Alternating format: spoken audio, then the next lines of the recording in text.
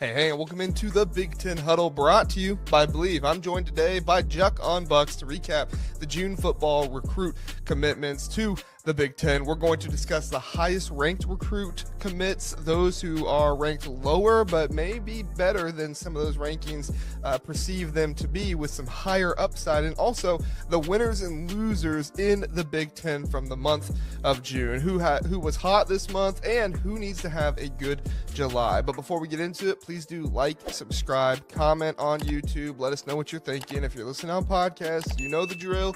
Leave us a 5-star review. It really helps, lets us know that you love the content, and it really helps us out and helps other people discover the show. Type out a nice message or just hit the 5 stars. Either one works for us.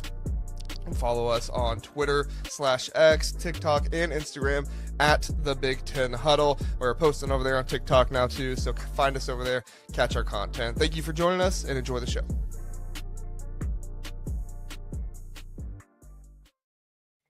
Welcome in. We are appreciative of having you here. We're appreciative that we have Juck on Bucks with us, recruiting extraordinaire, recruiting guru. I don't know. Do you have a recruiting title, Juck, other than just, fantastic recruiting guy? Kind of a film dork. That's about it. We'll call me film dork. Okay. I love it. And we got Zack with us as well. Zack does not pay nearly as much attention to recruiting as Juck does, but he knows his stuff a little bit. So Zack will be here for some questions and stuff like that. And then you'll do the heavy lifting in the linebacker rankings, right, Zack? I was going to say, I feel like I could probably get my GED in recruiting in the next couple of years, but Juck is at the doctorate level. So we got the PhD, JR. I think you've got the master's level. And I've got the dunce cap. So I've got all the questions. Oh, we won't put the dunce cap on you for this episode. No worries. Okay. Well, we appreciate everybody who's here. Dorian coming in early saying awesome. Dorian, appreciate you watching and sharing the show. Dorian always shares the show on Twitter. If you're listening on Twitter, go ahead and give us a repost. We appreciate it. Max is here, says smash the like button. Yes, please do. Please hit that like button. Helps us out a lot. Philip says, Zack, regulated to Kent State coverage only. I got to say, you got to really be a recruiting dork, recruiting nerd to know Kent State recruiting there, Zack. I don't think I know a current player on the Kent State roster, contrary to popular belief. Yeah, they all transferred out. So that's the hard part with these group of 5 schools. You know one, and then they leave. We got DK. Juck's background is beautiful. He does have a fantastic background. Juck, have you just been collecting that stuff all your life? I mean, did you inherit some of it from anybody, or tell us a little bit of how you got all the stuff in your background there. Yeah, so I mean, that's just one wall. There's a lot, but yeah, it's just I've been really into memorabilia collecting since I was young. That started with football cards, and it's just part of my collection there. But I decided when I was gonna start the show to try to organize it a little bit, at least make it kind of symmetrical. So I think it looks pretty cool, man. It makes me happy when I sit down here. I'll tell you that. Yeah. Oh, for sure. It's awesome to look at.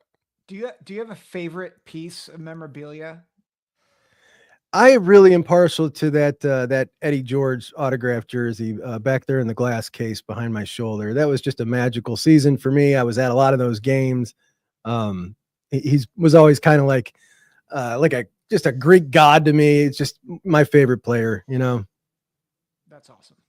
Very cool. We got Trojan Fight here, says, what's up, guys? DK says you need a Purdue helmet there, Jack. You don't have a Purdue helmet, do you? No, I am missing that. I've still got a ways to go. I think we got about 24 now. So we're working our way down. I think the next one, South Carolina, I think we've decided is the next one. I love that North Carolina one. You got that North Carolina, the baby blue and everything. It's a beautiful helmet. That Argyle stripe is gorgeous, isn't it? It's true. It is. Yeah, Philip said relegated. Sorry there, Philip. Pronounced it wrong. Philip also says need an Illini throwback jersey. The Illini love their throwback jerseys and their throwback helmets and everything. You don't have any Illini stuff, do you, Juck? I do not. No Illini stuff yet. Yeah. Have to get you a flag or something. We had a guy on here who he doubted Luke Altmaier last year, and he had to buy an Illinois jersey because he doubted Luke Altmaier. So he deserved it. Shouldn't have doubted Luke. Exactly. And then Trojan fight, little bit of USC smack talk. He says Juck's Oh demeanor boy. changed in the Luke Waffle, sorry Jack, stream the moment it was revealed he wasn't going to Ohio State. Yep, USC stole that one away. It was quite the battle there, Juck. A heck of a battle, and yes, understandably so. My demeanor definitely changed, I'm sure. Uh-huh. Mine did too. I when I saw the Fong bomb for it, I was like, all right, this is great. Then I saw it went away. I was like, shh. Just I wasn't on camera when anybody saw my demeanor change. There you go. That's the risk you run when you do that live. It is. All right. Well, hey, let's get into it. We have where'd they go? I don't know how that happened. All right. We have the June commits in the Big Ten. So we have the top 20 here next to me, and then we'll kind of talk about. So we're not going to talk about all of these top 20, but we will kind of open the floor up for Juck, and then Zach will have some questions to ask, and then I can fill in a little bit here and there if there's anything I want to add. But Juck, go ahead and start us off. The month of June had a number of good commits in the Big Ten. Only one 5-star overall according to On3's industry rankings, but there's still some really good players up there. Who are some of the most notable commits in the conference, and what do they mean for their schools they committed to? Yeah, so a couple of notable ones that stick out to me when we kind of went over this question here was certainly Messiah Hampton at Oregon, who Ohio State was in really big on, so I was real familiar with his game for quite a while. But a wide receiver out of New York who has kind of played all over the field as an athlete, and the Buckeyes end up getting Caden Dixon-Wyatt. Oregon and Ohio State were kind of down between who was going to get Caden Dixon-Wyatt, who was going to get Messiah Hampton. I was actually partial to Messiah Hampton. I think pairing him with DeCorian Moore in back-to-back classes is just about as elite as it gets. I think it's a huge one for them. In addition to that, getting Jet Washington and adding him to that young secondary with Trey McNutt and Finney and Brew and Offord, the secondary that these guys have cooking these past 2 cycles is pretty insane. It's about as elite as it gets.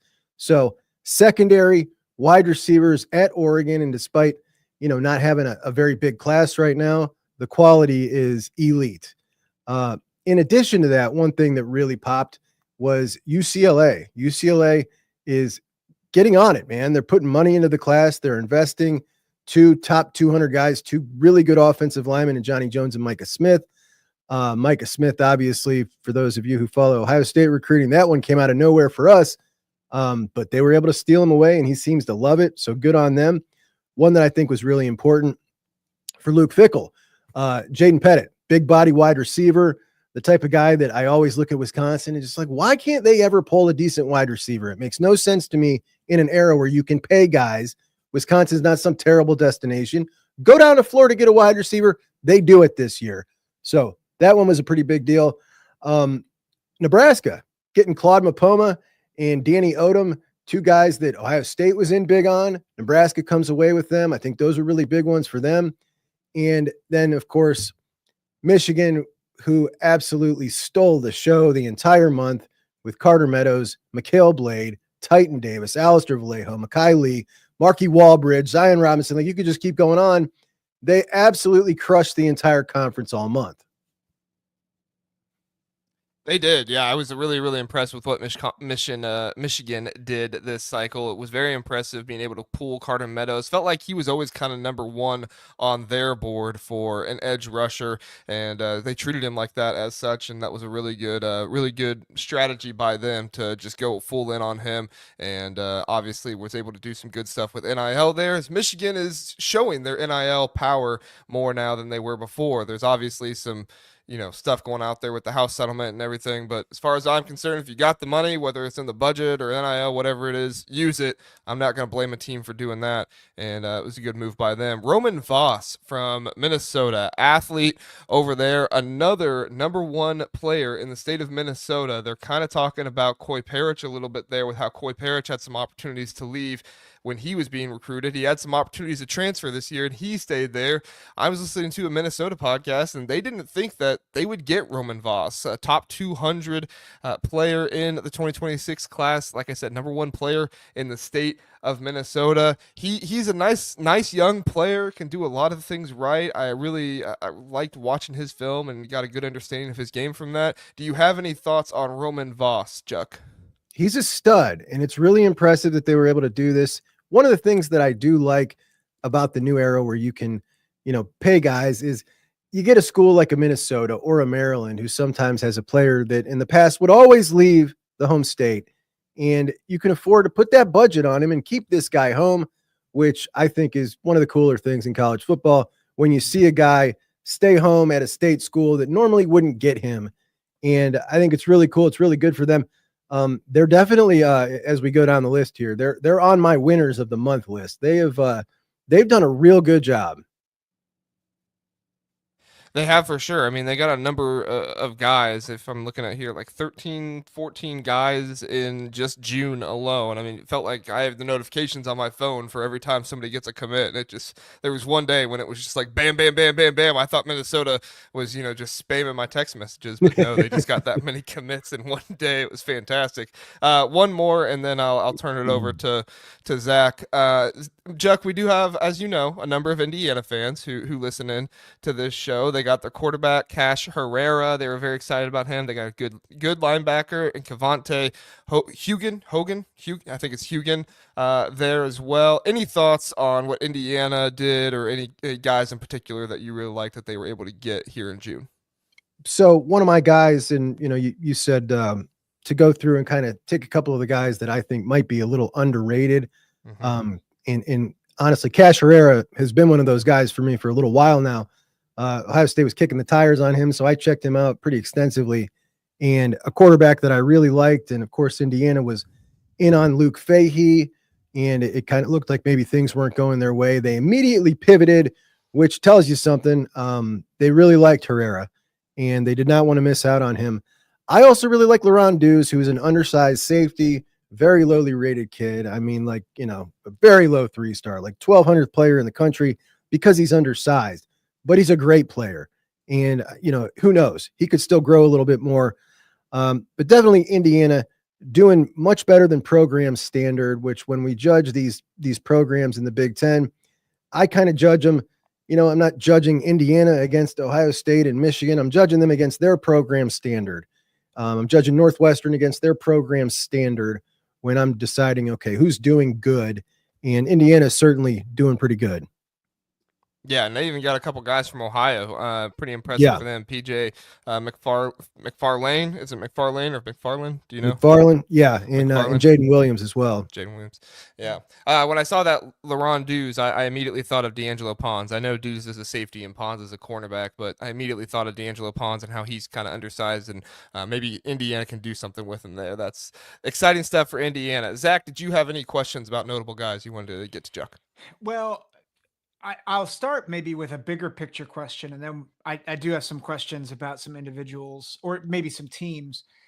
There has been a lot of chatter on X regarding one Larry Johnson and maybe his inability to recruit. And I say that not we joked about this pre-show. I'm not asking this to mess with you or Ohio State fans, but more it's a question because I know Luke Waffle was a high profile recruit that even Steve Wiltfong thought was going to Ohio State, ends up going to USC. I think everybody thought Carter Meadows was going to Michigan, but still, that seemed, there's this big question about edge rushers and the impact that they don't have as many coming in this class. Is the smoke with Larry Johnson, should Ohio State fans be concerned, or are they just kind of losing their minds for nothing? This cycle is a little bit different. There's a whole lot extra to it with the House settlement and with Ohio State really dialing in on these rules and the budget and how they're going to do things. And we talk about the Waffle recruitment, specifically Larry Johnson had him in position to win that. And he came out of USC after his official visit with a silent commitment, and the Buckeyes were able to flip him to Ohio State before USC came back and ultimately won the recruitment. So Larry Johnson had him right there. And this cycle in particular, we've seen basically Ohio State's kind of deals to these bigger time freshmen where normally they might go a little higher. They've not really been doing that this cycle because of the budget, because of revenue sharing coming. And that in this particular cycle is the story of a lot of this with Larry Johnson. However, I mean, just being factually honest, numbers don't lie. This will be the fourth consecutive year that his three top guys, the average of the three top guys that he brings in, is going to be lower than the year prior. And that's not a good thing. No way you slice it. However, I do think that when we do look at the guys that they've brought in so far, Kari Wilder is a ridiculous talent, and everybody's finding that out now. Damari Simeon, I think, is a top 10 defensive tackle in the country. They're not doing bad. They're definitely not doing bad. But when you look at some of the guys that just flew off the board recently, Landon Barnes, and you're missing dropping down the board. It's discouraging, but these guys are getting big offers. Ohio State is not corresponding with big offers, and there's where the big debate comes in. But this particular cycle, I think it's a whole new can of worms because you're dealing with the revenue sharing, the salary cap. I do believe if we were talking about last year, we would have seen Ohio State land a couple of these guys that they didn't, because they could have gone up a little further on those offers without worrying so much about going over that number. Gotcha. Thanks for explaining that. I think that's helpful to understand kind of this dance that programs like Ohio State and really everybody have to play as they consider the new restrictions coming in. So that's really I mean, we look at a program like USC, and they've made it pretty clear what they're doing here, right? They are investing heavily in their young guys. They don't have the older talent that they need to retain as much. It's not as important to them. So their priority is on the younger guys and the youth movement, as it should be. It's the proper strategy. Ohio State has to balance that because they have a great roster and they want to retain that older talent. And it's a tough pill to swallow to bring in a kid off the street that is coming in making more than guys that are already in your room. Now, they will do it. There is kind of a misconception amongst a lot of Ohio State fans that they do not do that. They absolutely do. And, Luke Waffle's deal would have been worth, had he gone to Ohio State, more than half the guys that are in that room right now. And, they definitely do it, but they got a line that they don't go across unless you are a Jeremiah Smith. And some of the numbers we're seeing floated from some of the guys that are popping off the board, like a Carter Meadows, like a Luke Waffle, they're just not going to do that. Yeah, that's helpful. Good stuff. Oh, good. Yeah, something else. Well, if I can transition. Let me get to some comments really fast, and then we'll transition to that. So Dorian's here. She says, Juck, and she says, hi to JR and Zack. Hello, Dorian. Appreciate you being here. Meadows, hey, guys, have a great stream. Appreciate you being a member, Meadows, and thank you for that. Dorian sharing the stream as well, as we asked. I appreciate that. Philip says, can you smell what Bert is cooking in Bert We Trust? Bert had a good June. He didn't necessarily have the largest quantity in the world, but felt like he got some good quality there for the Illinois program. Top 300 player in Kai Pritchard, inside offensive lineman there from New Jersey. Got a couple guys from Illinois. Went all the way up to Connecticut. Got Caden Bennett, an edge from up there as well. Any thoughts on what Illinois did this cycle here, Juck? Love it. Ahead of program standard. Very happy. Bert's got it moving, and they're clearly spending money, and I love what they're doing as a program, and I love watching a program like in Illinois, like in Indiana, invest so much in football and decide, like, look, we can do this too. We're going to invest this money. We're going to be good at football.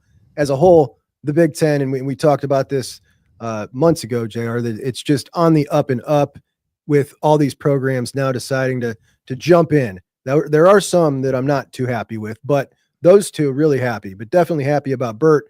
Man, if I was an Illini fan after so many years of garbage, I'd be so excited.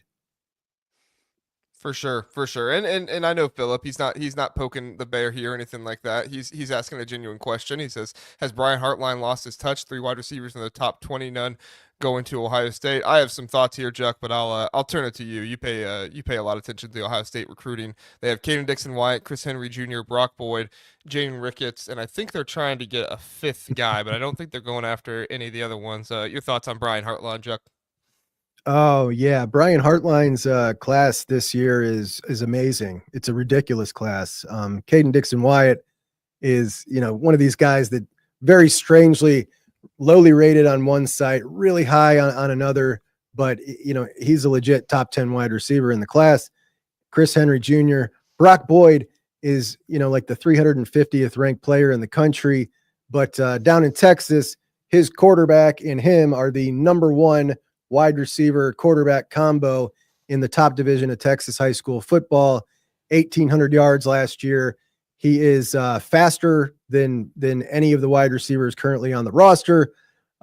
Just an incredibly lowly rated guy, as is Jaden Ricketts, who's a top 200-ish kid, an Ohio kid, another crazy fast kid. But Jaquaden Guilford is the guy that JR was mentioning, the number one player out of Indiana, who was going to commit to Ole Miss, but he decided to postpone that, and he's debating whether or not he wants to go to Ohio State or Ole Miss. But this is a really crazy haul. The thing about Brian Hartline is generally we can go ahead and just trust his evaluations more than anybody at those sites. And when he says these guys are the guys, hey, these guys are usually the guys. Yeah, that's what I was gonna say. I trust Brian Hartline's evaluations, and Caden Dixon White. He's number 5 wide receiver on 24/7, but the number 43 wide receiver on On3. I don't know. I don't understand how he's number 5 on Rivals and he's number 43 on On3. I thought Rivals and On3 merged, but I guess they still did not merge their scouting departments there. So I don't really get what's going on there. But more power to them. They're building something over there.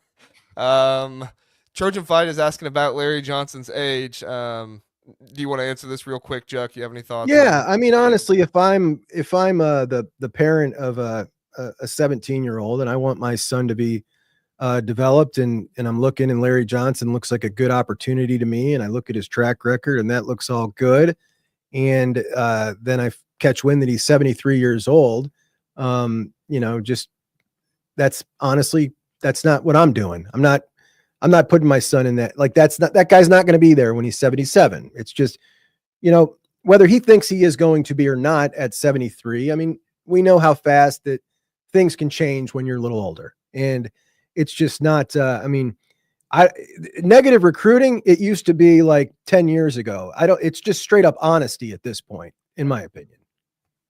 I think it's funny that Nick Saban used Larry Johnson's age against him for Houston, and it was actually Nick Saban that retired before Larry That Johnson. is a good one. Yeah, that was always comical to me, but obviously Saban, got tired of the game more than anything else. So at least that's what the story is. Speaking of age, what do we think of Old Man Ferentz and his lack of success on the recruiting trail this June? You just had to poke the bear there, Zach. Yeah, I do. Well, listen, okay, Iowa fans are on me about things, and I'm just gonna fire right back. They had 5 recruits, so it wasn't. But I'm curious, what are your thoughts on Iowa's recruiting, or maybe lack thereof overall? Or maybe lack thereof. I mean, look, they had a couple of good-looking guys in state that they were able to keep in state. Yeah, all right, sweet. Then they got the third highest of those 5th guys is the 1,152nd guy in the country. It's terrible. Look, I've talked about Kirk Ferentz. I feel like you've got a ceiling at the program that is artificially there under Kirk Ferentz. In Iowa can look at Indiana and say, like, we can be that. We don't need to have this artificial ceiling anymore. We're Iowa. We're not Indiana. And no offense towards Indiana, I just hold the Iowa program in a lot more with a lot more respect, and that's just the way I feel about Iowa. But boy, I said something like that, and they just went ballistic on me. So I don't know, man. Apparently, they like the artificial ceiling they got with Kirk Ferentz, but I think it's artificial. Yeah, it was eye-opening to me last year when they felt like they were bringing a lot back, and they still only went, what was it, 8-4 or something like that. So we'll see what happens with Mark Gronowski this year. But I have my reservations because I also think it would have been better if Gronowski was this year or was last year with the defense they had then. But we'll see what happens. I do think they have a good defensive line and a good offensive line, but they need the skill players around them to to step up in a number of ways there. So, all right, Zach, you had some lower rated guys you wanted to ask about. Go ahead and start with that. Yeah, well, I'll just say Rutgers had 9 different recruits commits this past month. All of them 668 or lower. But is there anyone in this recruiting class for Rutgers that you're like, this could be a gem that could Ronaldo really develop Callaway. them? Yeah, Ronaldo Callaway out of Georgia. That dude, pretty decent tape, but all in all, they've been kind of just loading up here. I don't know what the total count is on this class, but it feels like they're just trying to throw a lot of guys into this one. It started off really strong and with a high number. They might have slowed down a little bit, but I don't know what the total number. They got to be well over 20 at this point. 21 commits. Okay, 21. Yeah. But they were at like 14 real fast. And I was like, what do they got going on? But yeah, Ronaldo Callaway, pretty good looking ball player. But other than that, I'm not too familiar with a lot of these other guys. Cool. It's always amazing to me that Rutgers can't lock down New Jersey more. I mean, they obviously have some top tier players. I'm not expecting them to go out and get Luke Wafel or anything like that. But, you know, it does seem like there are a number of big time players that they could challenge a little bit more for. But it seems like Greg Schiano just kind of, you know, just lets him go and doesn't really think about it all that much and kind of. I got a theory, JR. Guys. What's your theory? If they change the name of the school to New Jersey State University, like they are, I think they do way better. I really do. I like that theory. That's a good one. Rutgers is a horrific name. Yeah, it does sound a whole lot better than Rutgers. Make it Jersey State, man. If it was Jersey State, it would be cool. The new Oregon of the East Side. Yeah, the Jersey State Scarlet Knights. That actually has a nice ring to it. It's slick, bro. When we have Larry Crane back on, we should ask him about that. What he thinks. I bet he'd about like that. it. He'd like it for sure. Juck, other guys in the class, talked about Rutgers a little bit. Other guys in the class that are lower rated, you want to point out. So yeah, not incredibly lowly rated, but Alistair Vallejo, Michigan defensive tackle, 6'3", 310, and this kid, I mean, it's kind of stupid to say it, but it really does remind me of Mason Graham. Like he's just quick. He's nasty. He's fast for a huskier kid. And the way that, I think he's outside the top 300, but the way that Notre Dame and Michigan were after him so hard between the two of them was just, yeah, man, I think he's the real deal. In addition to that, they got an offensive lineman, Marky Walbridge, who is like the number 32 interior offensive lineman. And, this kid up Northeastern kid, I believe, really, really good interior offensive lineman. But he might actually be big enough to play tackle. Versatile kid, but I really, really loved his film as well. Just a dog for Ohio State. Kari Wilder, who just went and won the MVP at the Rivals 5-star camp. Again, he's a mid-range 4-star. We're not talking about some low-rated guy. He's a top 250 player in the country, but I think he comes off the board as a top 100 player. And I like Bryson Beaver, Oregon's quarterback that they signed, number 32 quarterback in the country. I think he's better than that. Yeah, that's what I was going to bring up and ask you about. It seems like he has a potential rise here soon. I don't think it's just because of the Oregon commitment there. I know some people have their theories about commit to a certain school and you get your ratings boosted. I actually think On3 sometimes goes the other way because they want to boost up the guys that aren't rated to make it more interesting when they go to their commitments. But yeah, for sure.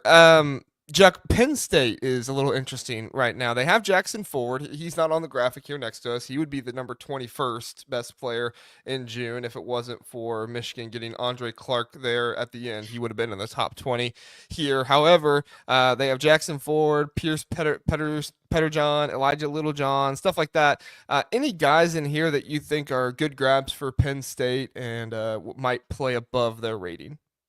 No, but boy, this class started off really, really good for the Lions, and it's kind of starting to peter off, man. I mean, there was a point there; it was like number 6 class in the country. I felt like, wow, not just the mojo with the team this year, but maybe that's kind of tying in on the trail. Feels like they're petering a little bit. So it's going to be interesting to watch them down the stretch, see what happens here. Yeah, I like Kevin Brown, the inside offensive lineman they have. Oh, yeah. There out of That dude's Pennsylvania. a unit, bro. Yeah, of course he wasn't a June commit, but he's Right. overall in the class. And Messiah Mickens, he's an excellent running back from what I've seen as Yep. well. So they do have some guys in here, but you're right. It really felt like June, and I got a buddy, the Penn State guy who's here in the chat sometimes. He was, really, really wanting Damari Simeon, and Ohio State got him. I felt like it was kind of one of those eye-opener moments for me because every Ohio State fan is, complaining about everything going on, and they're acting like, this is the worst thing ever. We're such a terrible program. And meanwhile, Penn State fans are over here like, man, if we could just get this one guy. And meanwhile, Ohio State gets the guy, and I shouldn't say their fans. Some of the fans just don't even seem to care. It was a little interesting to me. Do you have any thoughts on Penn State? They look like they're trying to play by the rules. Do you think they're just not competitive in NIL? Do you think it's State College is some of the struggle here? Do you have any thoughts on what the struggles could be for Penn State? I mean, all in all, I like their class. It's basically, when we talk about program standard, their program standard is essentially the 15th rated class. I think they actually finished 15th, and 14th, like 3 out of 4 years. And that feels like right about where they're at. So everything seems to be status quo for them. But no, I mean, I feel like they could do better. I feel like they could do better, though. I do think they're doing better locking down Pennsylvania this cycle. They are for sure. Yeah. Kevin Brown, Messiah Mickens there. They did lose out on Joey O'Brien, unfortunately, for them. I know that was a tough blow. He's so good. Yeah, I remember you talking about him. He is fantastic. Philip says, so JR says Buckeye fans are crybabies. Not all Buckeye fans, but there definitely are some that are, crybabies. They'll tell you the worst thing in the world is happening to the program right now, and then next month after Ryan Day beats Texas, they'll say Ryan Day is the next Nick Saban and everything else. Just going with the wind. Wherever the wind blows, that's kind of how they are. It is what it is. All right, Juck. Winners and losers in the Big Ten here in June. What are some teams that, I mean, we've talked a little bit about them, but who are the teams that you would label as winners? Winners, big winner, Michigan, not close. I think Minnesota, definitely a winner versus their program standard. What a heck of a month. And they got 4 stars in the class already. Really good for them. Definitely UCLA, big winner. USC is now just in pickoff mode, right? They've done all the heavy lifting for the class. Now they're in pickoff mode, and they went and picked off 3 more highly talented guys. Oregon, small class, but again, 2 really top-notch kids, and they get Bryson Beaver, who I think is, plays a little better than his ranking. So small, but very high quality. Wisconsin and in Nebraska all feel like winners. Purdue, they're in a pretty nice look in this cycle, about what I expected. Same with Washington, Penn State, Indiana. The big loser for me here, and it is just a big fat loss, is Maryland. Maryland, what they did to be able to, like I was talking, similar to Minnesota, to grow the number 1 edge rusher in the country in the state of Maryland and be able to keep him home in Zion Ellie. And then we started hearing, okay, maybe they can get Emmanuel Ahianachu to stay home with him. And it felt like, dude, this could be something special with Maryland this year. And they have not landed a single 4-star since then. 2 commits in the entire month. And Loxley, like, dude, it is so far past time for this guy to get the hell out of Maryland. I don't know what else to say. Where Philip was asking earlier, I thought he might come up in the losers segment, so I held off on asking the question. But so you're on the Fire Loxley train there, Juck? I've been there, buddy. I have been there. Yeah. Last year was telling to me. Segment. What'd you say? This is becoming a weekly segment. Yeah, we got our SEC sucks and Loxley segment to get to every time. So, yeah, I mean, Loxley's such an interesting one. He did come in, and there was some stuff there with the program when he came in, and I do think that Maryland fans have a lot to look back on with the way he was able to help the program after what was the name of the player? I should honor him and remember his name. I'll look it up here in a second. But when their player passed away and Mike Loxley came in and helped restore that program, that was big for them. But it just wasn't good enough last year. And with the young team this year, we'll see if he's able to stick around, but it's going to be interesting. Juck, Michigan State, a Smart ton A. of, Yeah. I mean, people were really concerned about Michigan State with Jonathan Smith last cycle. Didn't get a whole lot of guys. I think they got more guys in June than they got like the entire summer last year overall. So I mean, a good June here for Michigan State. They got a lot to build on. No really star guys. I mean, no top 300 guys or anything like that. But they did fortify the offensive line, the defensive line a little bit here with some edges, some offensive tackles, stuff like that. Any thoughts on Michigan State? I like to see him bringing in guys. Obviously, there wasn't enough last year, so it's good. But I gotta say, a little disappointed. I feel like the Michigan State ceiling is a little higher than this, and I thought that they had a little more momentum. I mean, it kind of looks like Minnesota, and Michigan State needs to be better than Minnesota on the recruiting trail. They just do. Totally agree. Chuck, where would you say the ceiling should be for Michigan State, like in the pecking order of this new Big Ten? Man, this sounds like a really good episode. We should put that down on paper. What should the pecking order be so we can say what is the program standard? But in the new Big Ten, I mean, if we talk about, I would say Ohio State, Oregon. Now Michigan is right there with the two of them, I think, and they're there to stay. USC. I thought you would have said USC because of the California talent out there. Now I am so on board with the Michigan train and what's going on here. I'm not 100% convinced that Oregon doesn't come raging back and start poaching a lot of that California talent again. So I'd say USC behind them. Penn State, then Washington over Nebraska. I'm going to go Washington over Nebraska. And I feel like after that, you got a cluster of guys who can really vie for that next spot with the Wisconsins and the Iowas, Maryland's, Michigan State, and I feel like Michigan State should be over them. You feel like Illinois are in there at all, or? I feel like Indiana is lower than that group, but that's because I'm not 100% sold on the movement. Remember, I feel like Indiana has a couple of years to go before I totally buy in to this as being some big program turnaround for them and not just a couple of year turnaround. For sure. I hear what you're saying there. I look at them now and I feel like they have the potential to kind of be that Michigan State under Mark D'Antonio if Kirk Cinetti can really get it going there and make something special. But we'll see. It's going to be interesting for sure. We had Jordan McNair was the name of the Maryland player who passed away under DJ Durkin there in 2018. So wanted to say his name, made sure we brought that up. There. So, Juck, any losers in the Big Ten that you want to point out other than Maryland, or is Maryland pretty much the only one? Maryland's, I look through this and I'm telling you, I feel like, Northwestern could have done a little better, but they've been doing pretty well. So I don't want to call them a straight up loser. But Maryland, and I would have liked to see some more out of Iowa, to be honest, in the month of June. It is a pretty big month. That's just not good enough, man. It's just not good enough when you're Iowa, but maybe I just got more respect for Iowa than I should. I don't know.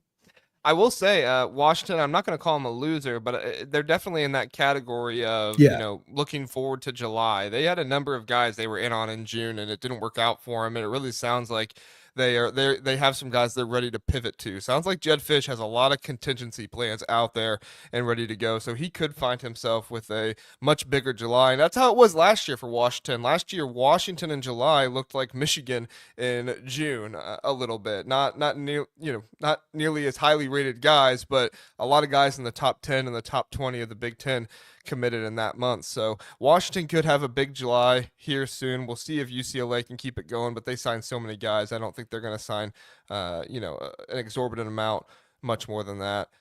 Zach, anything else you wanted to get to before we move on from our recruiting here? No, I think, Juck, you have done an excellent job of educating those of us with the GREs in recruiting. So thank you for dropping some knowledge on us. Thanks, Zach. I appreciate you having me on. Appreciate you putting me on the spot with Larry. I'm sure I'll get some hate mail here soon. Well, we won't give out Juck's email. Don't Yeah. you know? You got to go to his show for that. Yeah. I appreciate your candor though. I think it's helpful to know, because that's been such a hot button topic. It's like, so what actually should we think? And I thought you answered it really well. It's a strange situation, the way that he has a cult following, man. I'm telling you, like it is. If you say anything negative, they come at your throat. And he deserves respect. Absolutely. Mhm. But Father Time's undefeated.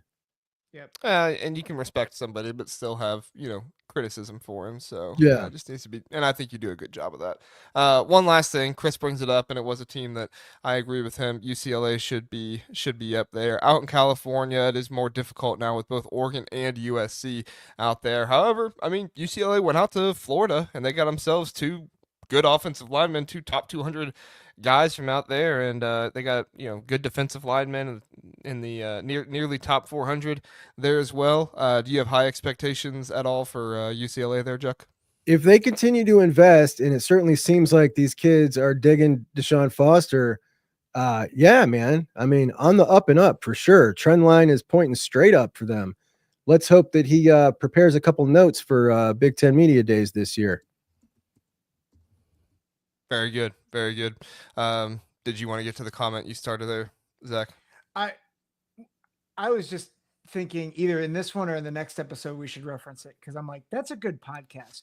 We will save it for the next episode. How about that? So there we go. And by next episode, I mean here in about 2 minutes after we play the intro for it. If you're on podcast, you'll have to wait till the next day. If you're here on YouTube live, you get that for us. So Juck, appreciate you being here, man. I'm sure everybody knows where your channel is at, but if there is somebody that doesn't know where it's at, you got 16,000 subs now, just blowing up the channel, doing a fantastic job on YouTube. Let people know where they can find your content if they haven't already. Thanks so much, guys. I appreciate you. Y'all can find me at Juck on Bucks, JUCK on Bucks, about 6-7 days a week sometimes. There you go. Great stuff. And it's not just Ohio State. Juck covers it all. There is an Ohio State lean because he's an Ohio State fan, but he covers it all, and he even tackles the hard topics like Larry Johnson. So what more can you ask for? Thanks, fellas. Right. Yep. Thanks, Juck. Have a good one. You too. All right, we are going to hit the intro for our next episode here soon. If you're on podcast, this is where the episode will end. If you are on YouTube here with us, please do stick around. We will be right back after this intro. Hey, welcome into the Big Ten Huddle, brought to you by Believe. I'm JR, and I'm back with Zach for another position preview in the conference. We will rank our top 20 linebackers in the Big Ten, talk through some guys who have a lot of potential to stand out in 2025, and give our best duos and trios in the conference. We will get into it all, but first, hit that like button, subscribe to, also type out a comment on YouTube to let us know what you think, or even if you don't have any thoughts, let us know what team do you root for? What team are you a fan of here in the Big Ten? Or if you're outside the Big Ten and you just love the Big Ten for some reason, let us know. Would appreciate it. If you're listening on podcast, leave us a 5-star rating on there as well. And then grab your kid's iPad, grab your spouse's phone, give us a 5-star rating with their equipment as well. Really helps us out and lets more people know about the show. Follow us on Twitter/X and Instagram and TikTok as well at the Big Ten Huddle. Let's get into the show.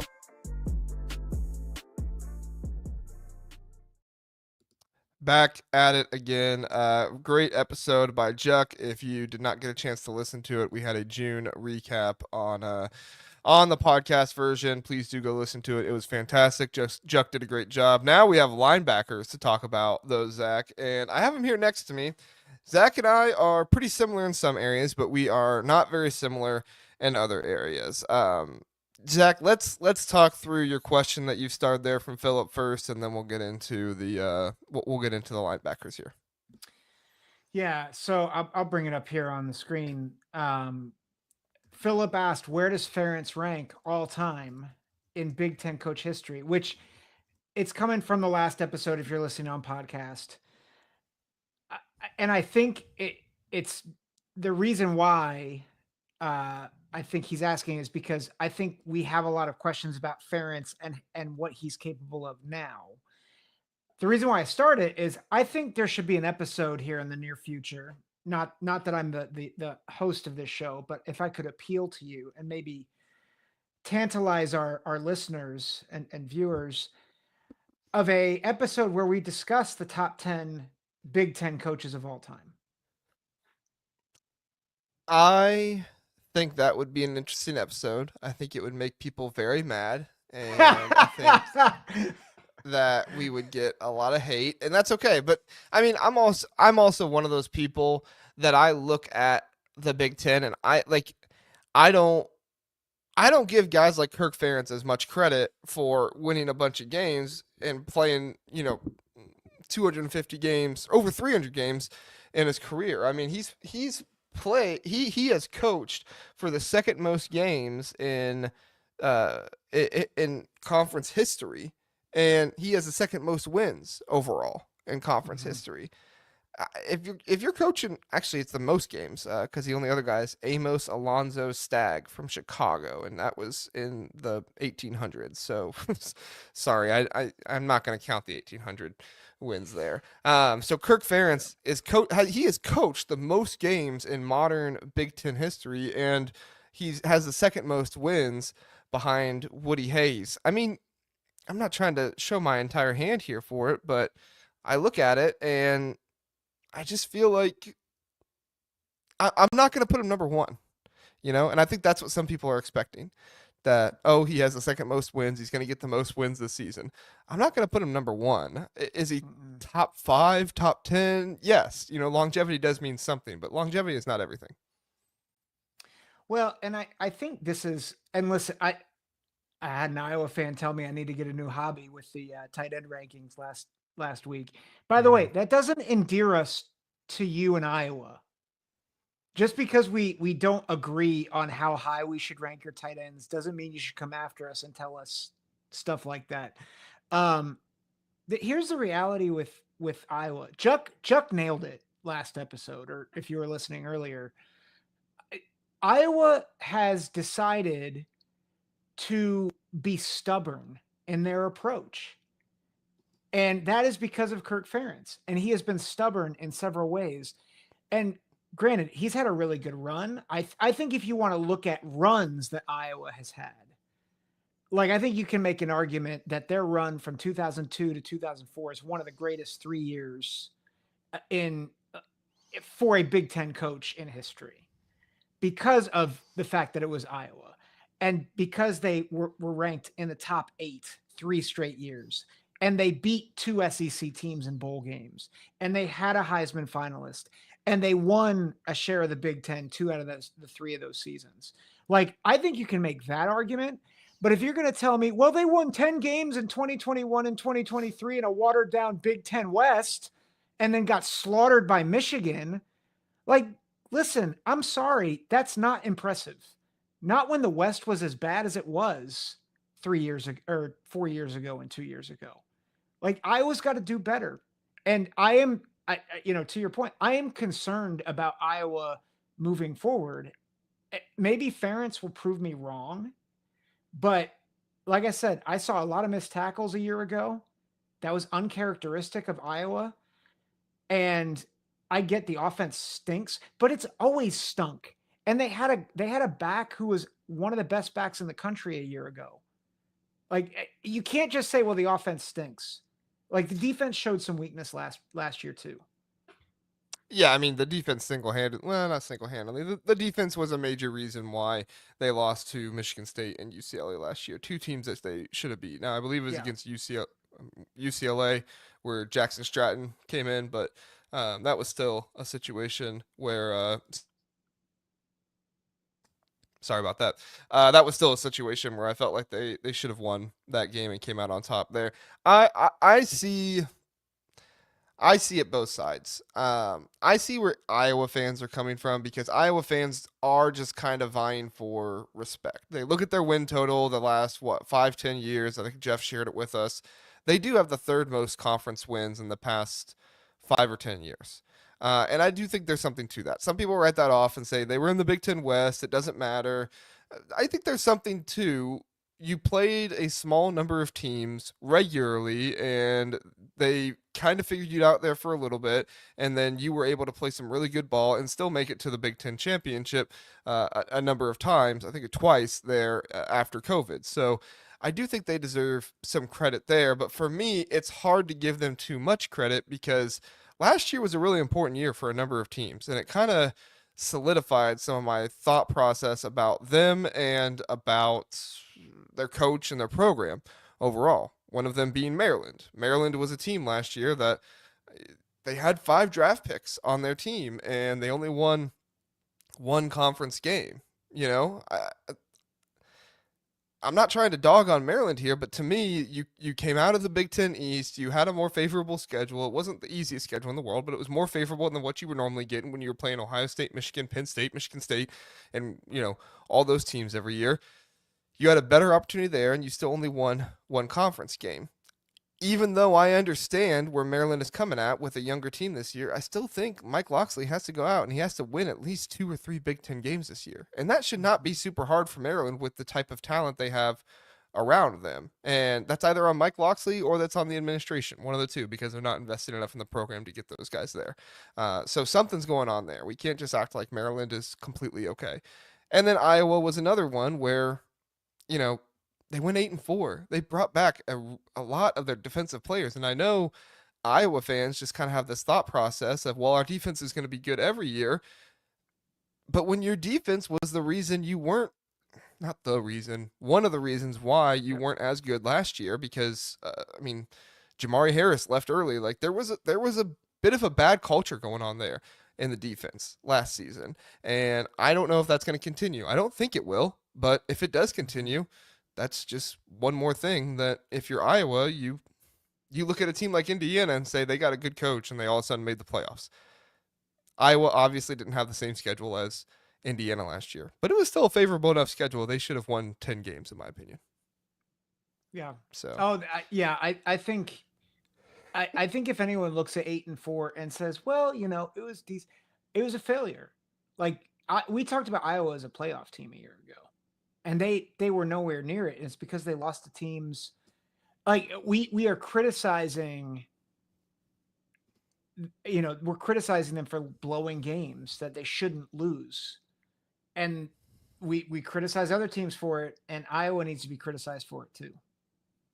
Yeah, and I think like with most teams, the opinion here probably would have been different if the bowl game went differently, right? They lost to Missouri, number 23 ranked team in the country. That was kind of like the game that was for which of these two teams should be ranked. And Iowa lost. Missouri, even though they played bad in big games last year against some of the better teams in the SEC, that's kind of a mark on their program, I guess, a little bit. I don't know if it's a mark. It's just it leaves you with a bad taste in your mouth at the end of the season. But this is what happens when you lose bowl games.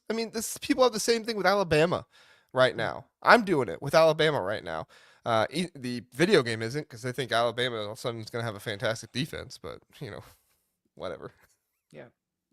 So, all right, we'll have to do that episode at some point. I will take that into account. Zach, we do have some linebackers we have to get here, though. A number of Illinois guys. We have 2 Illinois guys on here. I have 2 Indiana guys. You have only 1 Indiana guy. So some of you might be looking at this and saying, Mikel Kamara, Mateo Uyunglele, Denai Dennis Sutton, those guys aren't linebackers. Well, hear me out for a second, okay? We did our defensive line rooms, and there are certain guys when it comes to being edge players who they're kind of both, right? Like Mateo Uyunglele is technically listed as a linebacker on Oregon's site. I would say he's much more of a defensive lineman than a linebacker, but Oregon has him listed as a linebacker. So I included some of these guys. Zach did not. Zach did not include Mikel Kamara or Denai Dennis Sutton or Mateo Uyunglele. I did include them just because, I feel like if we're including Gabe Yakus, we need to include these other guys just for kind of reference and our thought process here. And also, these are all 4 top tier players in the Big Ten, and I want to talk about them. So sue me. I like talking about good players. But Zach, we'll let you go first with your 1 through 20. Go ahead and give us why you have these guys here. Yeah. Well, first, let me just say, I totally botched Tony Rojas. He was not going to be sixth. He is lower than that. That is my bad. So he's probably more in the, you know, I can change it for you. Where do you teens. want him? We can do that post show. I forget Okay. where I was gonna. I had a list of people that I thought were I wanted to include, and I was moving them around, and that was a casualty. So I apologize for that. He is not sixth. I was a little perplexed by Tony Rojas at 6. I was interested in your I was perplexed by it when I saw it, and I was like, "Oh, that's on me. It's my bad." So I think my top two are, I think they're interchangeable. I think Fisher and Jacobs are studs. We're gonna get to see him play in week 4, and I'm really excited about that game. I'm not sure.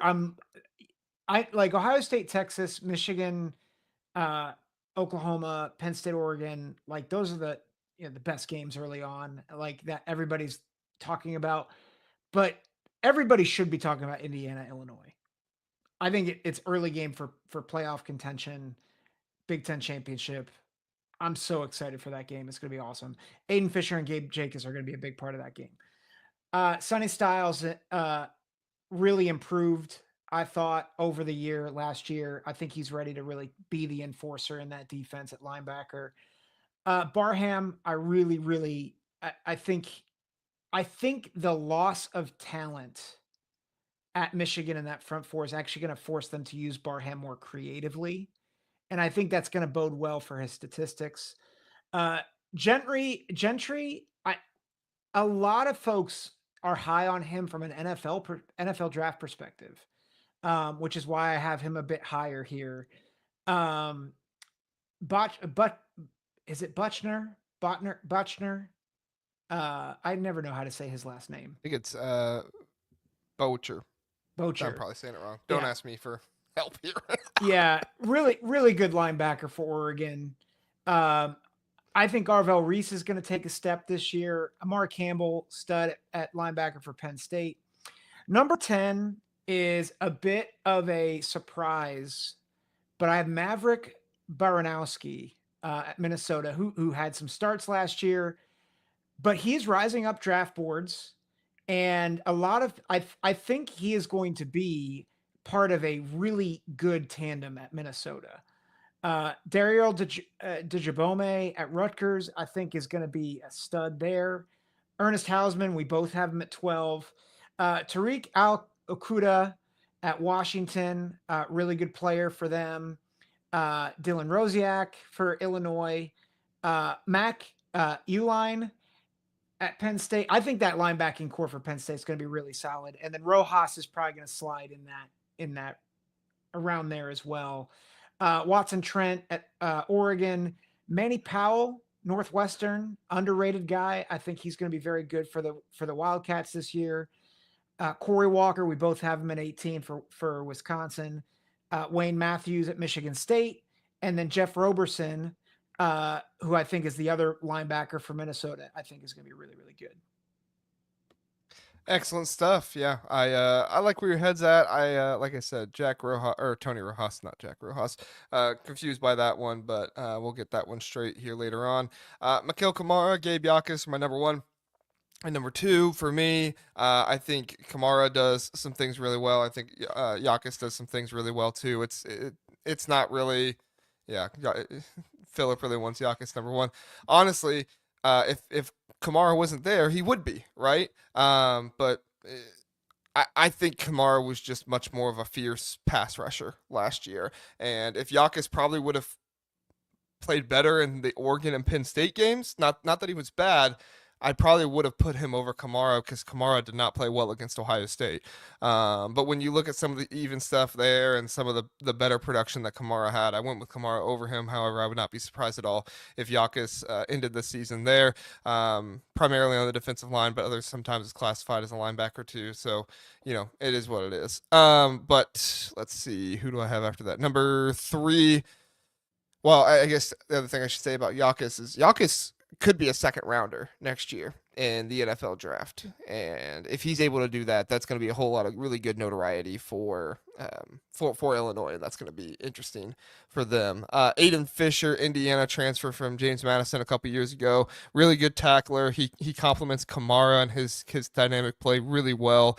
He leads the returning players in the Big Ten in tackles. Of all these returning linebackers in the Big Ten, he has the most tackles in the last 2 seasons of all their seasons. So he's just a tackling machine. He's a fantastic guy. I really can't argue with him at you having him at number 1, Zach. I think it's kind of whatever flavor you want. Like, he doesn't have as many sacks, but he's also not asked to do that as often. So that's kind of the thing there.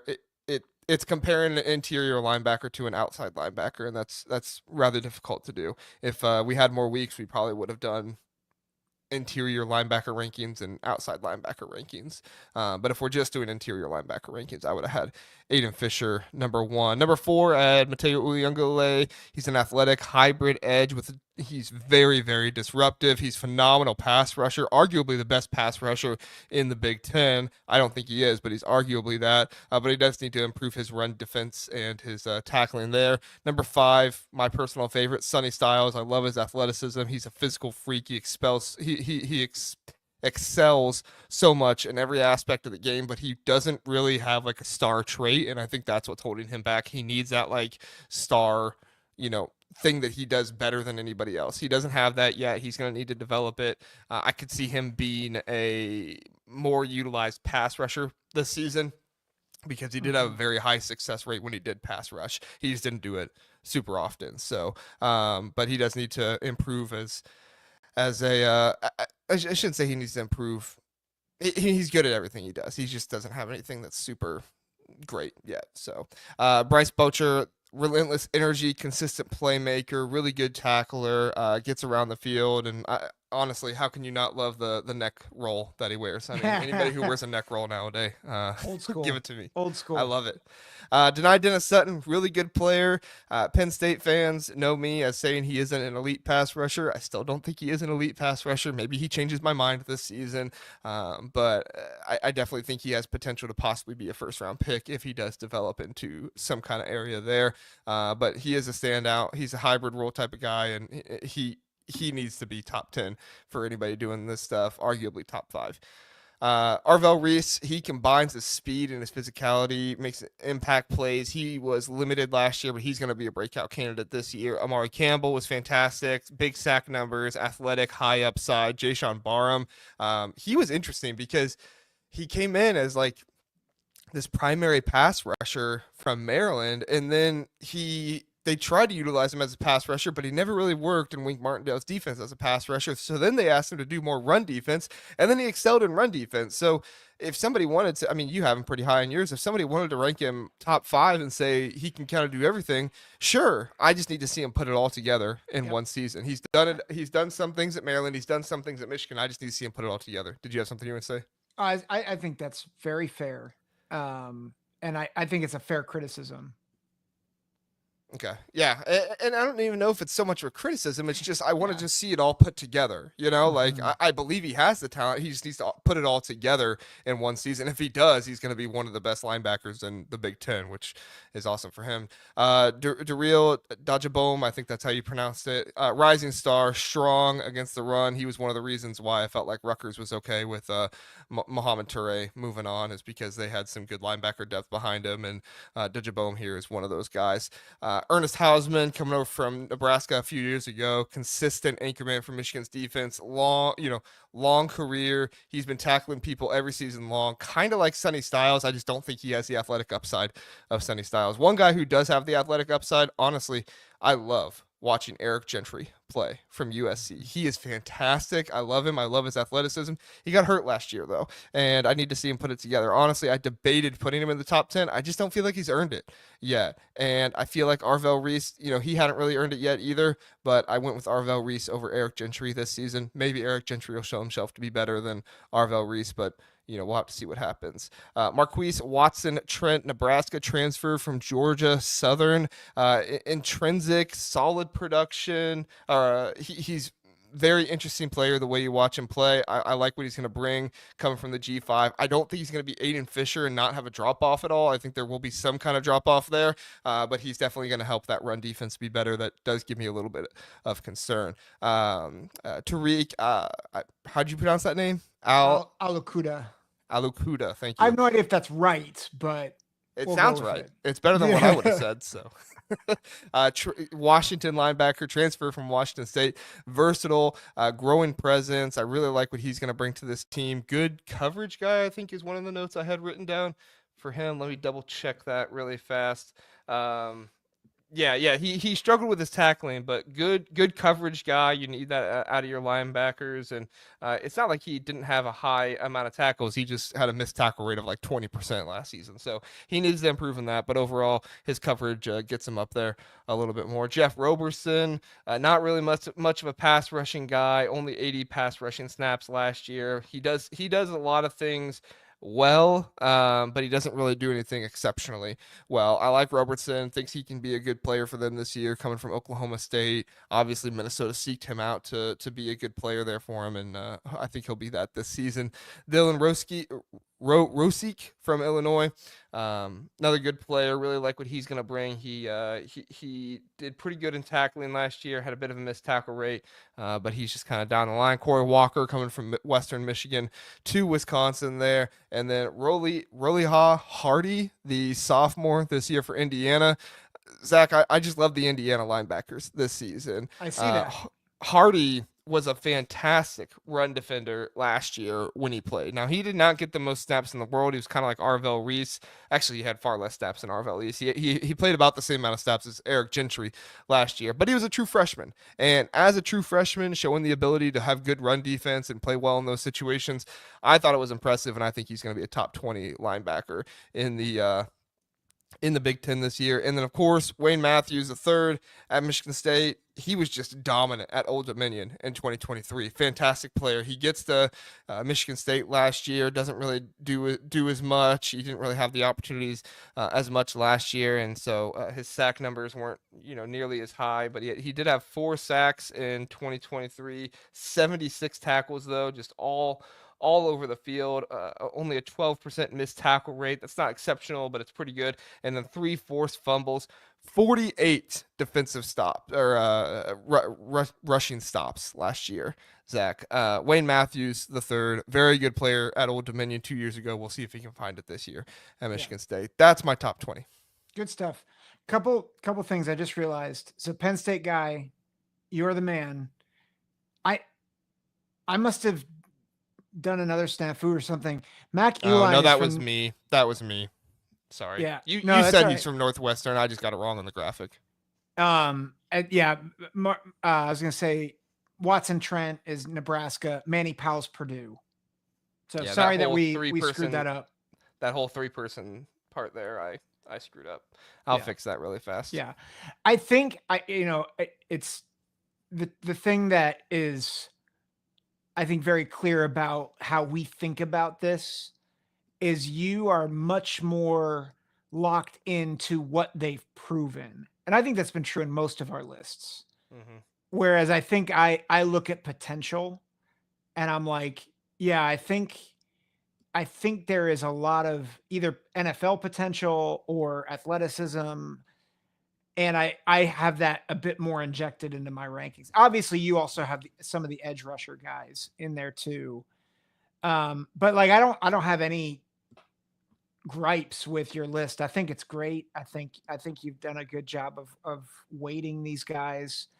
I think, Penn State guy, you're coming in. I think my flub on Rojas. I think Rojas is a really good pass defender, but I think there's a lot of work he needs to do in the run in run defense. I was trying to think. I think some of the guys on the bottom of our list, I think I'll be very curious to see if they can rise throughout this process. Yeah, I mean, Rojas, uh, not good tackling. Yeah, and I've talked to the Penn State guy before about his instincts and the run game and stuff like that. He has some things that could make him really good. He just needs to put it all together. And honestly, I mean, you're nothing as a linebacker if you don't have instincts. So, Yeah. you know, Yeah. So, we Yeah. got some help with the pronunciations here, Zach. Jordan Yes. says, Jabome. Jabome, thank you. Appreciate that, Jordan. Always helping us out. And then Philip says Rosiak. So thank you. Thank you. What were you going to bring up?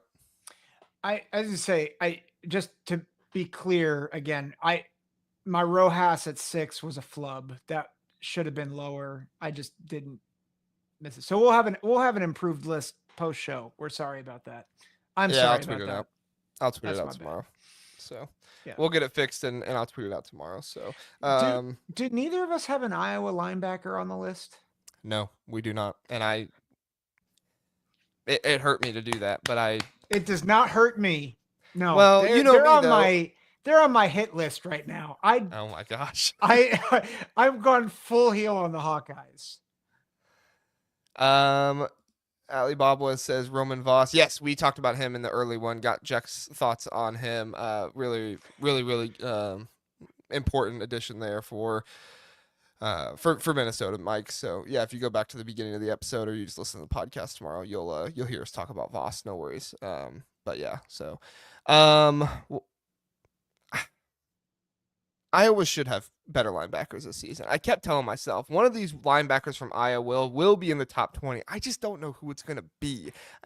And honestly, like I don't see anything out of any of them that is going to lead me to believe that they're going to be anything exceptional. Now, I trust that they will be because of Phil Parker. Like that's the reputation Phil Parker has. But none of their starters played over 100 snaps last year, Zach. None of them. So we talk about the Iowa defense and how it's inexperienced and how they had a whole bunch of guys last year, and that's awesome. But this is the reality of where it's at. I know every Iowa fan is just saying, well, our defense will be fine because we reload our defense every year.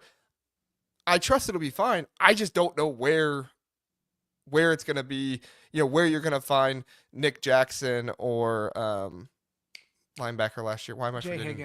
Jay Higgins. I should not forget his name. I don't know where either of their productions are going to go, because right now I look at this Iowa linebacker starting core and it doesn't look like they have anybody anywhere close to those two guys. Well, I think if I can be frank, and I'm going to tick off Iowa fans, but listen, it's kind of on point for you to forget Jay Higgins' name because he was a bit forgettable last year, which is scary when he was supposed to be a really hyped, talented linebacker. He wasn't even drafted, right? I don't think he got drafted. Or I don't think Jay Higgins or Nick Singleton. Nick Jackson. Nick Jackson. Yeah. Nick Singleton will be drafted. Don't worry, Penn State fans. Don't come at me. We don't need both Penn State fans and Iowa fans coming at us. Yeah.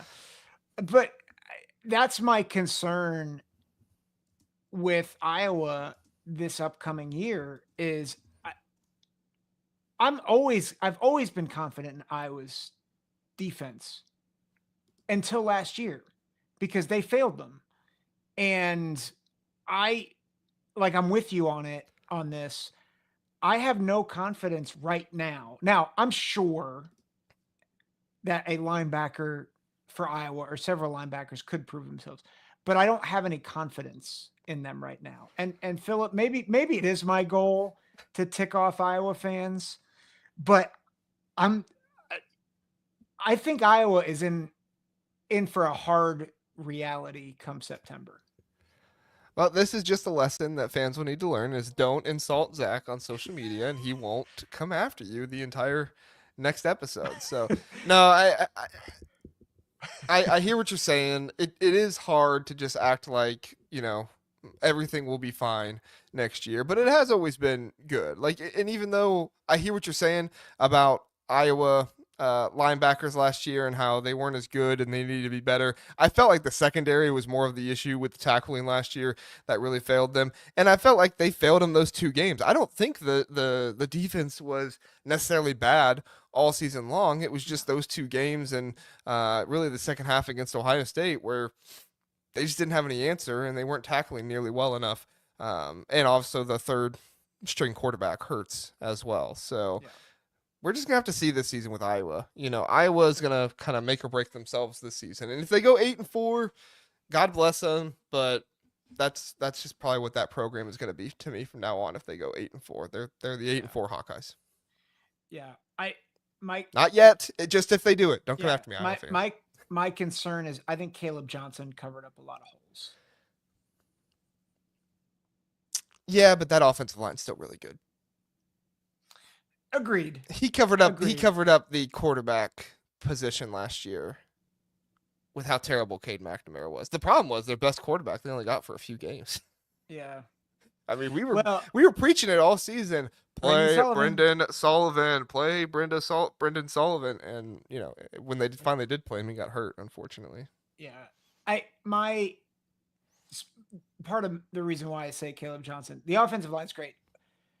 He was able to take the air out of the ball and preserve their defense a little bit too. So I think that's well, and we have to remember too, Michigan State had a really good game plan against him. They just basically loaded the interior of that box, and they had really good prevention on the outside with their edge players and stuff when Caleb Johnson would try to bounce it out. They had a really good run defense set up last year for him. So it wasn't all Iowa defense, but that's what you get when you have Cade McNamara as your starting quarterback. Yeah. If you don't run game, sorry. Game's over. I can't stand Cade McNamara, man. Why didn't you play Brendan Sullivan? Play Brendan Sullivan. Everything would be so much better if Kirk Ferentz would have just played Brendan Sullivan. My gosh. We're asking Kirk Ferentz to do things when he employed Brian Ferentz as offensive coordinator for several years. Yeah, that's everybody's favorite thing to bring up about Iowa. All right, let's go back to linebacker. I've gone full heel on Iowa, and I have no regrets. You have. Anything else linebacker ratings here that we want to bring up and talk about? I just say how fun it is that we're talking about Indiana and Illinois, and we look at both of our rankings. Indiana and Illinois are the top 2. That's exciting. I think that's so exciting for the conference. Yeah, it really is. It's a special time right now for those 2 programs. Maybe we'll get a retweet from Bert here. Maybe I'll put out the linebacker rankings. Maybe I'll just go ahead and put the 2 Illinois guys up in the top 5 as well. And Bert would give us a retweet then, right? Probably. I want to bring this up. Matt Anderson, I almost had Allegro because he's also rising up draft boards, and Matt Anderson brings up a good point. Next NFL guy from Wisconsin. So I know we both have Corey Walker, but Allegro is a guy we need to be watching out for sure. I mean, not trying to be rude here to Matthew, but what did he do last year? I watched Wisconsin all last season. I'm not trying to say he was bad, but there wasn't really anything I saw from him that made me think that he's going to be better than Corey Walker or anything. I mean, he wasn't very good in coverage. PFF has him with a pretty good pass rushing grade, but he only had 2 sacks on last season. I'm trying to remember what I was reading up on him, because I think a lot of it had to do with, with what Matt's saying is NFL potential. Well, that's fine, but it's college football. If we go by NFL potential, Gabe Yakus isn't even a top 5 linebacker. Even though he's got 2nd, 3rd round potential. But Matthew says that's the problem. They didn't play him enough. Go ask every Badger fan. They would have said played last year. Trust me. Okay. Well, if he does it this year, he'll be in there. So, sure. Yeah, I'll be on the he's lookout had- for him, Matthew. Yeah, past last 2 years, 3 starts in 25 games, 4 sacks, 2 TFLs, 2 pass defended the last 2 years. So he has. It looks like he's had limited opportunity. I mean, he played nearly 400 snaps last year. I mean, he only played 11 against Alabama. He did play at the end of last season, so yeah, he played against Iowa, Oregon, Nebraska, Minnesota. So yeah. Okay, all right, Matthew. Appreciate the insight there. We'll be on the lookout for him. I love when people mention breakout candidates. I'm all about that. I thought Matthew was saying that like he had a spectacular year last year, and we didn't notice how spectacular of a year he had. But all right, sounds good. No, I think he's just saying. I think he's looking at the list and saying, "Oh, Corey Walker above this guy. We think that this is the guy this year." Yeah, and I'm high on Wisconsin next year. I mean, my bold prediction is they win 7 games. I think they can do it. Yeah, because they'll beat Iowa. Jeez, Zach. You get so many DMs after this episode and emails.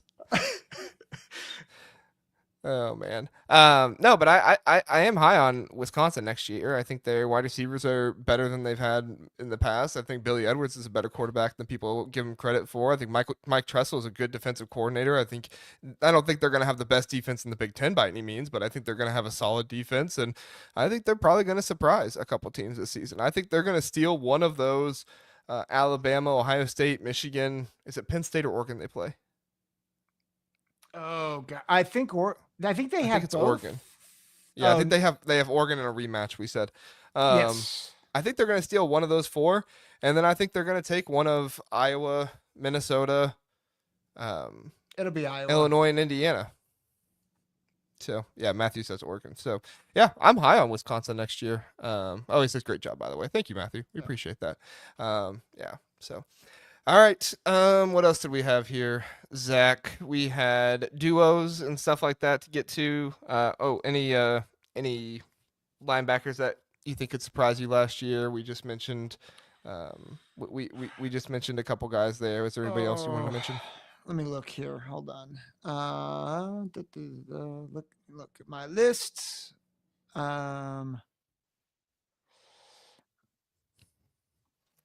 We mentioned Allegro. We mentioned Rojas as somebody that could be in the top 20. The Penn State guy says Dom DeLuca. I do like Dom DeLuca in some ways. I don't know if he's going to start next year. He might get some time with paired with Rojas there, so he'll get some snaps. But what was it? He was a really good run defender a couple years ago. I remember in 2023 he did some good things in the run defense. Kind of fell off a little bit this year. He was not nearly as good of a tackler this year.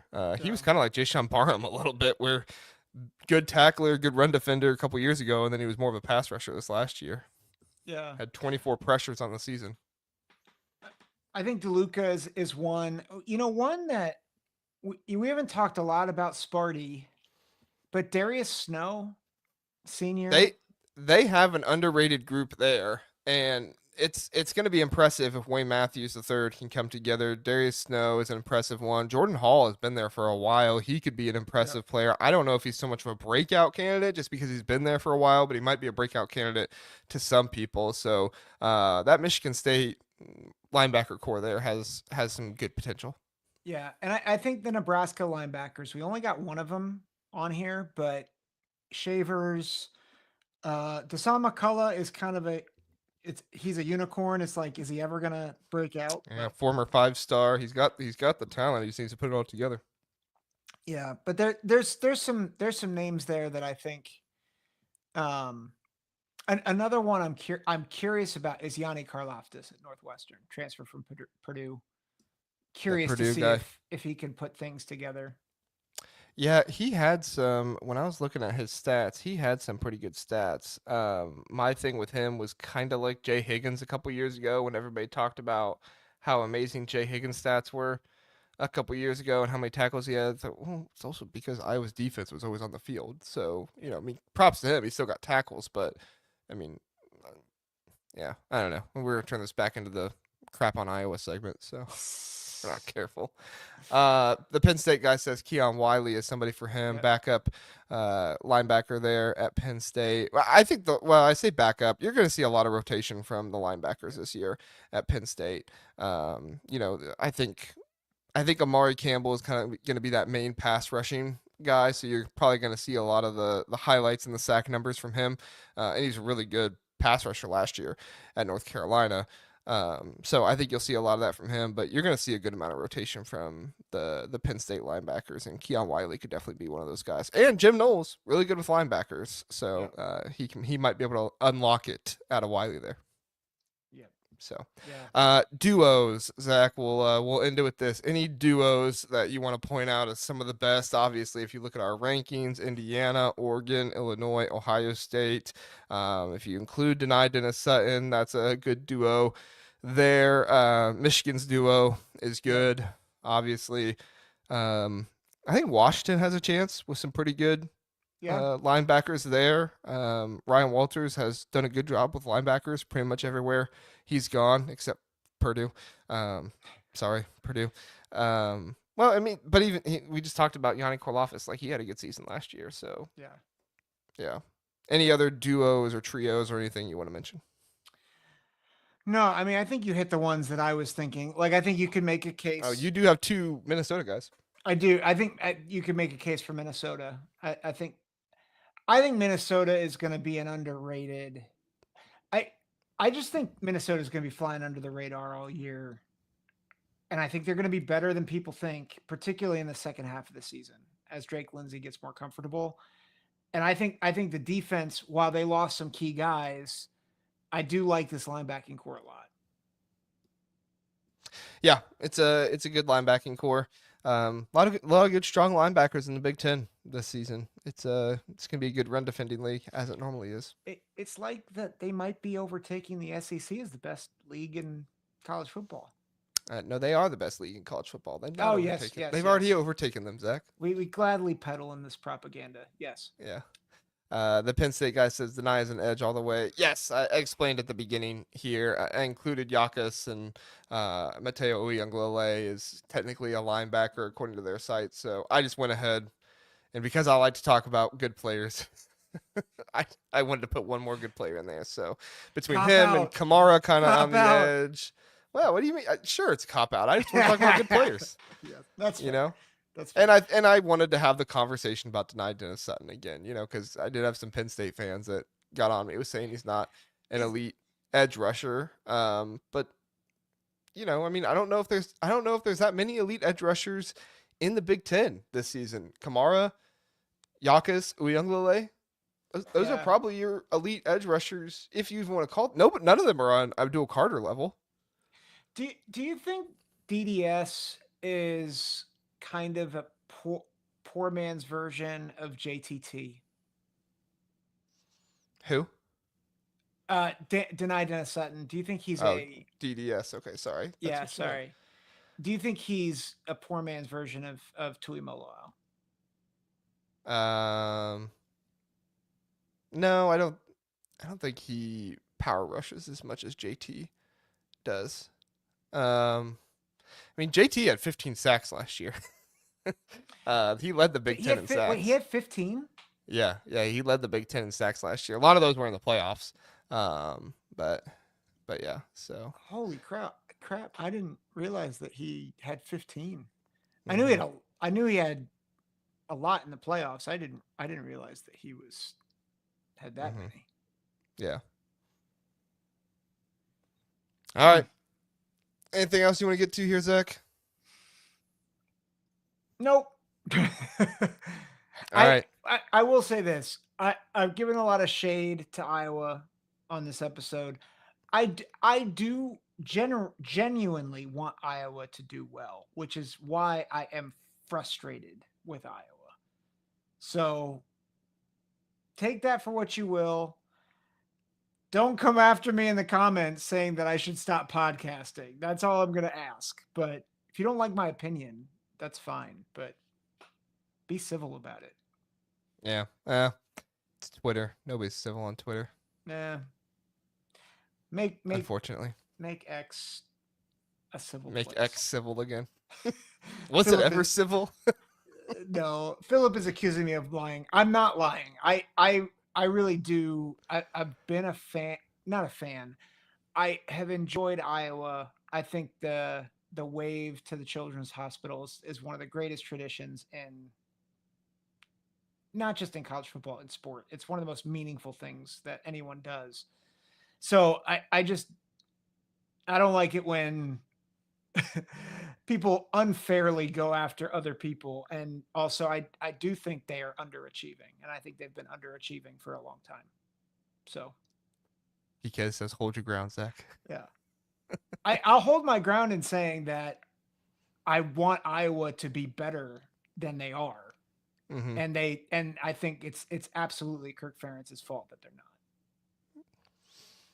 Yeah, I don't know if it's his fault, but I mean, he did. They are still a respectable program. I don't know. I think I don't know. I'll leave it there. I don't want to. I don't want to have more of the Iowa conversation. I feel like I've said my piece. I see it both ways. Yeah. I will bring up one last thing before we get out of here. Daltreed, I guess this is your name. I have no idea. Said, I heard there was some Badger hate, so I logged in and only saw 23 viewers. So ... Listen, this is like the third time in the past few episodes where somebody has come in and told us that we don't have very many viewers and tried to, I guess, take a jab at us or whatever. Start your own podcast. See how much you get. Just going to say, it's a really difficult thing to do. It's a lot of research, a lot of stuff to put together. If you are coming at us, I'm not sure, maybe I'm reading it wrong. I apologize if I am, but if you are coming at us, if you don't have anything to say, just get out of here. Yeah. So we got a good community here. We got a lot of people that do enjoy talking Big Ten football, even though they might not agree with everything we say. They talk about it in the chat and everything else. So if you don't have anything to say that's constructive, go ahead and get out of here. Mo says, Yeah. I think 23 is a lot. Thank you, Mo. Thank you, Mo. Appreciate it. So, Yeah. but I'm not going to insult you or anything, but I would just say if 23 is not a lot for you, might just want to move along. Yep. So we're not going to pander and tell people, oh, please come back and watch. No, not going to do that. Yeah. So. I think do unto others as you would want them to do to you. Like, I think that's in the Bible, Zach. I think that's in the Bible. And it's like two pastors / missionaries are talking the Bible. I just think though, like, and that's probably, I'm probably not handling the Iowa angst well, but I think that's the frustrating thing is, like, you know, we're people, and so Yeah, maybe don't treat us like people, like we want to treat you like people. So, and by the way, most of you in the chat, great people. yeah. So Maybe he wasn't talking about it in a derogatory way. He says, "Nah, keep it going. Can't worry about one guy." Okay, all right. amen. Like I Amen. said, I didn't know if Thanks. you were trying to come at us or not, but I've just seen a couple people do that lately. Troy did have a fantastic comment here. He says, heck, I got at least 23 voices in my head, so you got more like 46 voices. There we go. See, Troy's adding to the viewership single-handedly. Thank you, Troy. Philip, come on, man. Come on. Oh, ouch. I feel like I am not getting out of Philip's crosshairs until I buy something Illinois. I probably need to. Maybe for my birthday, I'll buy an Illinois shirt. You need an Illinois wall like Juck has an Ohio State wall. Yeah, I am. My hope is that in the next month, my office will transform and actually look respectable, like yours. So it's coming. I move slowly when it comes to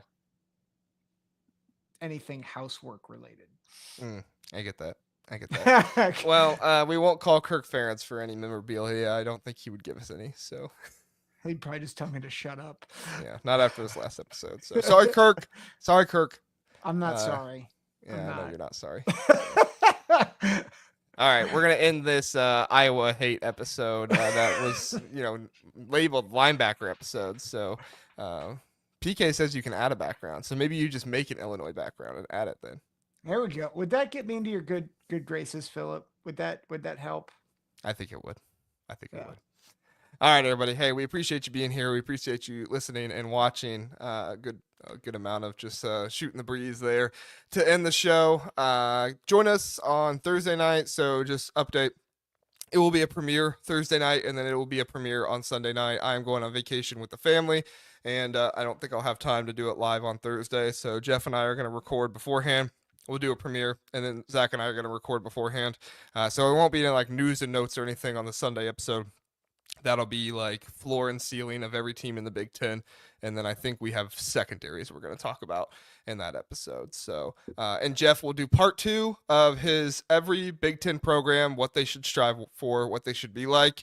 We're starting to cater to the teams or the fans of teams that are in the chat those nights. So we have like 9 teams we're going to talk about. We can't talk about all of them in detail. So you want us to talk about your team in detail, come be in the chat, let us know you're there, and we'll talk about your team in detail. So thank you everybody for being here. We appreciate it. And thank you for the kind chats and everything. Yep.